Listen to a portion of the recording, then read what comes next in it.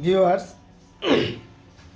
অনেক দিন পর মুড়ি খাওয়ার জন্য দেখেন মুড়ি বানানোর জন্য বানানো হয়েছে। টমেটো, পেঁয়াজ, মরিচ সব কাটা হয়েছে, ধনেপাতা, এখানে আছে পেঁয়াজু, এখানে আছে বুট,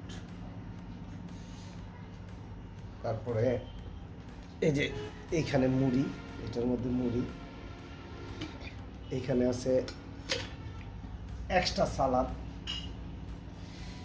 তারপরে এইখানে ভাত, ইলিশ মাছের তরকারি, লাউ তরকারি, চিংড়ি মাছ দিয়ে লাউ, এইখানে পেঁপে, খেজুর, শরবত, সব কিছুই কমপ্লিট। এখন আজান দেবে, আজানের অপেক্ষায় আছি আমরা ইফতারি করার জন্য। তো আমার পাশে থাকবেন, আমার চ্যানেলটাকে সাবস্ক্রাইব করবেন। আল্লাহ হাফেজ।